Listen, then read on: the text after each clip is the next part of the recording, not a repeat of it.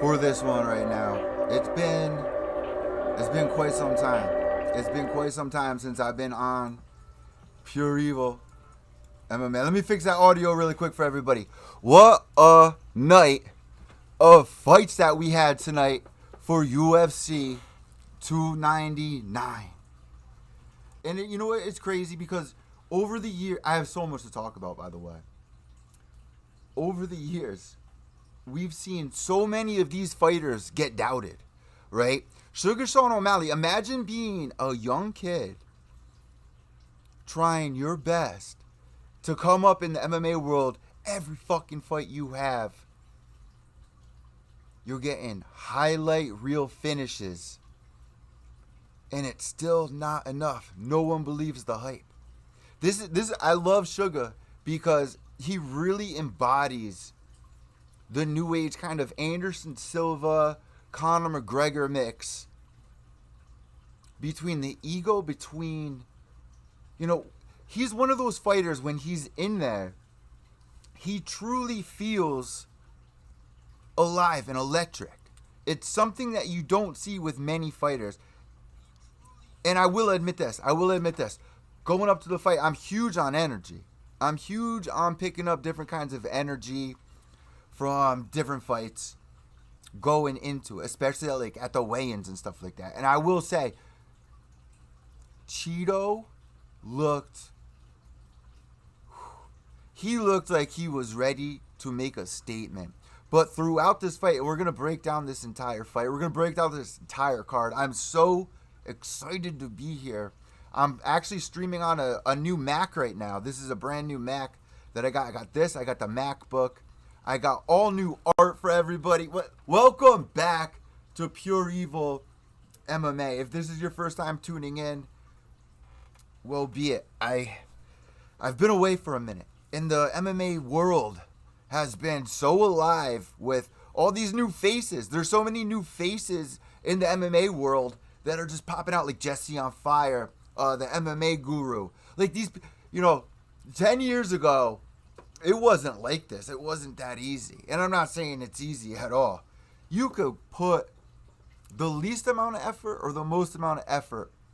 People, when you're real and the news is on fire like it is, it's a good time to be a podcaster. It's a good time to be in the fight business right now. Because years ago, we had people leaving to go cover basketball. But no, we can't do that here.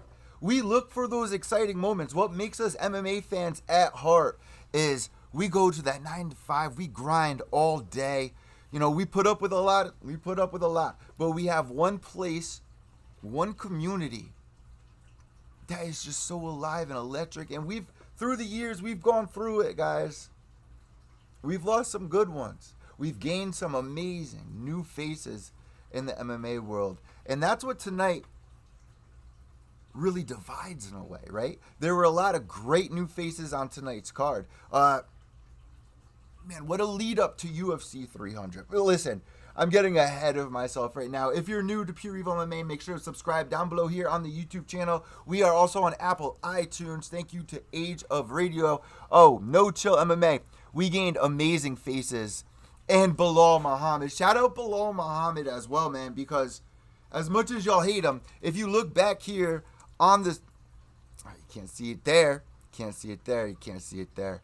But if you look back here, UFC 205. I remember interviewing Bilal Muhammad when he was Titan FC. When Bilal Muhammad was on Titan FC. Matter of fact, I have a poster right here. Check this one out. This is a throwback right here. Mike Perry. And we're going to get back into everything, but, just bringing up Bilal Muhammad and, from UFC 200 to now, the faces that have come, gone, made their marks, and some that you would never expect making their marks outside of the UFC, which is another thing we're going to discuss later on between PFL and Bellator gaining up and really still not having enough to bring the heat. But look, right here on this poster, we have, who's that? Mike Perry. This is Bomac fighting, but also like Titan FC of Florida, down in Florida. Who else is that? That's Jillian Robertson down there. Before any of these big names now, right? Before they were ever anybody. And that's what brings us to this sport. Unlike football, unlike baseball, you have a team, right? Within this, it's so organic. Within social media throughout the years, going back to the underground, right? And you see how these fighters, unlike the NFL or the MLB, you get a manager, you make your way, you're seeing through this one, that one. Social media, boosting yourself up isn't the most important thing. But in MMA, we've always had that community, that true inspiration. And that's why I love mixed martial arts, and why tonight, between Curtis Blades going in there, Michael Venom Page, guys. You can complain about UFC 300 all you want, but the lead up, not Caitlin Chukagian. Oh my goodness. Why am I drawing such a blank right now? Oh my goodness.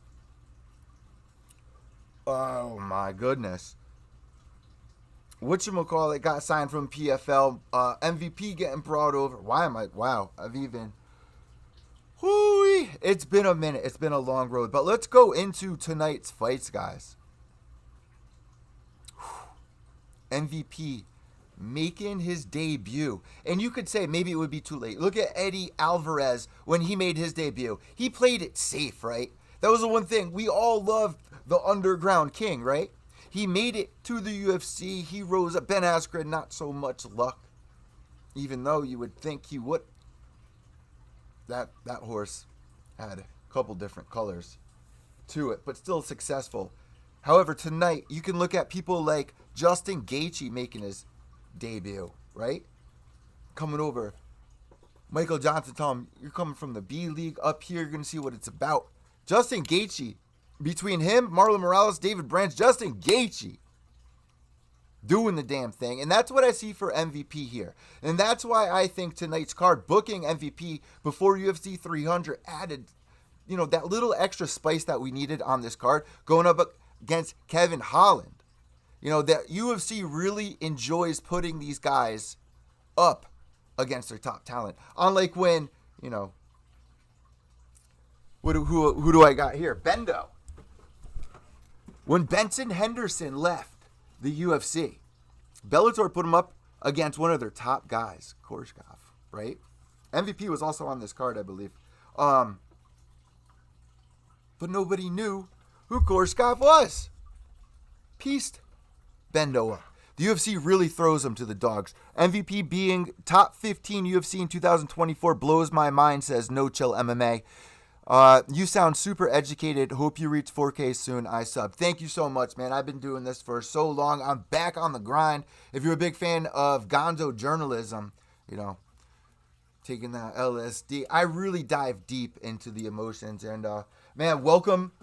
I'm actually really excited that I'm doing this broadcast right now. It's been a lot to come out of my shell. I've been through a lot lately, and I'll catch you guys all up on that if you know about, my prior addictions, that being a huge thing. We're going to be bringing back a lot of fighters. I'm going to try to get Bilal Muhammad back on the podcast. I'm going to try to get Paul Felder back on the podcast. Mayhem Miller, we still have to, we'll get into that. But Curtis Blades, I've interviewed Curtis Blades before. Great guy. What a win tonight. Going into that first round, he got taken down about 8 times, it seemed like. 8-9 times. Everybody was counting Curtis Blades out. And he's fought some of the toughest dudes. When me and James McSweeney from Ultimate Fighter Season 10 were doing a podcast together, he said, and this was about 4 years ago, Curtis Blades deserves to be that champion. However, Francis Ngannou, just like DC, there was another person there. Just like Uriah Faber, there was another person there at the time where if it was a different day and age, Alexander Gustafsson and John Jones, they would be the champion, right? Curtis Blades just had Francis Ngannou. What a win for him, but it really seemed like they were trying to build something up. And right here, Sugar Sean O'Malley, Dustin Poirier, MVP, all counted out. These were my picks right here on the right-hand side. Curtis Blades, I had him by TKO, round 2. I got that. I missed on my 90K parlay. Curtis Blades, round 2. Didn't see it coming. He took full advantage of it. What heavy hands as he cements the spot still at, I believe, the number 5 spot in that division. So we'll see what happens for him. Another young gun, and Macy Barber and her story, Caitlin Chukagian, missed that last name, huh? Caitlin Chukagian, or whatever her new name is, really seizes to add that little extra spice at the end of her punches, just like Macy Barber was going in there. She wants to finish fights. It's something that we look for in fighters that we enjoy. You could be number 1, number 2, number 3. You could be the bantamweight. What was his name? All those years, and he was Rafael Assunção. You could be Rafael Assunção for years at the number 2 spot. Nobody can beat you, but you'll win at decision every time. We're not here for that. Macy Barber understands that. And going back to the underground days when she and her sister were called out as being fake black belts training everybody, man, what a long road it's been for her. And I've really enjoyed the character that she's built for herself here and really cemented herself as the future. Dustin Poirier, another guy going up against what could have been the future. A guy that had every highlight, every stoppage that would really make the bettor's mind think that Dustin Poirier was an underdog tonight. Y'all must have forgot, right? That's what tonight was. Y'all must have forgot the SUGA show. We knew it. Y'all know it inside. Everybody that hates, you know it. You know what's going on with SUGA. And tonight, to see somebody, it was so inspirational to see somebody that's been through so much adversity saying, you know, I'm still undefeated, right? I'm still undefeated. That mindset. A lot of people don't understand what it takes to be a champion, the mindset. You could be Rashad Evans and allow the social media trolls that really run this shit, right? Low key. MMA, when we troll in on social media with the MMA, we can really mix things up, make things happen, which has been another huge point to why mixed martial arts is one of the best in the world, because it almost feels like we have say in it way more than we would off a presidential election, right? Tonight was mixed, right? I always say, are we going to remember this 2 months, 3 months from now? Sometimes I have a hard time remembering fights from just a couple of weeks ago. If you don't have that main event finisher, if you don't have that co-main event banger, right? If you don't have that Lawler, Rory McDonald 2 banger, which shout out to Chito Vera trying to do that at the end of round 3 tonight, it seemed. Staring down SUGA. SUGA wasn't having any of it, man. They were on 2 different levels. And it really makes me think, because SUGA, he enjoys, he does his thing, bro. He's living the dream. No matter what anybody says, he's living the true dream. Unlike some fighters in the UFC who've gotten signed with fake promotions on Tapology and SureDog and stuff like that. I saw a great video. I want to react to it, actually, on the podcast. Let me know if you guys want to see some more reactions as we continue doing the podcast every week here. Man, I'm just blown away. The energy tonight. Every single round. One judge had a 10-8 round tonight for that main event. SUGA has to be feeling really good about himself, taking that win back, man. And Chito, man, there was one point in this fight where I thought he was going to come back. I think it was maybe the end of the 3rd round. Jason Perillo goes in there, and he starts telling him, when SUGA starts coming in, instead of backing up, bite into it, push forward. And it seemed like Vera was doing that until he punched himself out, right? And then SUGA kept working that body shot. What I really enjoyed tonight from SUGA's performance, it reminded me a lot of Anderson Silva, Conor McGregor. Before Conor McGregor started boxing, and before Anderson Silva got his leg decapitated. Ugh, never forget that at Buffalo Wild Wings, man. SUGA's on a shine right now. This was big for the UFC tonight. You had President Trump there. You had all the stars lined up tonight for what was truly an amazing event.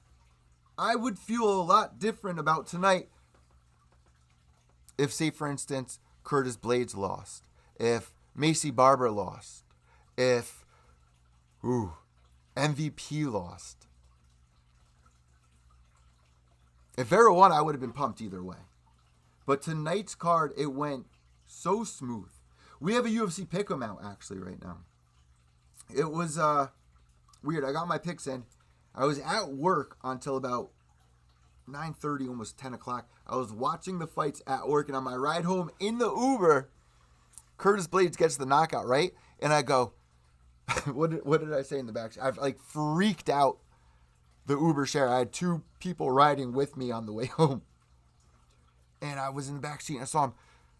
Oh yeah, do that. Yep, just like that, just like that. Oh yeah, that's it, baby. And they had no idea what the fuck I was talking about. On the way home, in an Uber, in a rainstorm, everyone was silent. I had to tell everybody what was going on. They were about to definitely fucking kick me out of that car if I didn't tell them what I was doing. I sounded like a fucking terrorist in there. But then I get home, right? I start watching on my phone. I don't end it there. The whole energy tonight, watching on the phone, having it up on the screen, getting ready for tonight's podcast, man. It was all there. It was all electric. Let me know what some of your favorite fights were from tonight. We have a lot to discuss. I'm going to be doing a show tomorrow night. Tomorrow I go to work at 12:30. I got to get to bed. 3:30 right now. Tomorrow I'm going live at 9 o'clock p.m. Subscribe down below here at Pure EVil MMA. Follow me on Twitter at XEvilEddieX. We're going to be going through some Twitter recap for UFC 299. I wanted to hop on here and tell you guys, we're back. We're doing this thing. This is the ride to UFC 300. And I want to know who's here for it. So leave a comment down below, guys. It always helps. Make sure to hit that subscribe button. All the links will be down below. And you can find all the links as well on my Twitter at XEvilEddieX. That does it for UFC 299. Out of a 10, with 10 being the best, 1 being the worst. Tonight, man, it pulled through. Every dollar counted. My ex-girlfriend texted me. She won $400 off the picks. Which reminds me, we have something really exciting here. You guys could win $10,000. Submit your picks on Twitter. Next week. Ask for the link. I will be posting the link down below. Hit me up on Twitter. Let me know you want to join the Tapology League. We got a couple events coming up. We're going to be doing some giveaways. We're going to be doing some fight reactions. We're going to be doing some MMA interviews with some fighters that you all have grown to love, that have grown up on this podcast here at Pure EVil MMA. Almost 10 years strong. Rest in peace, Bloody Elbow. All right. That does it. I'm Evil Eddie for Pure EVil MMA. Remember, without evil, there's no purity. White knuckles to the end. Behave yourselves.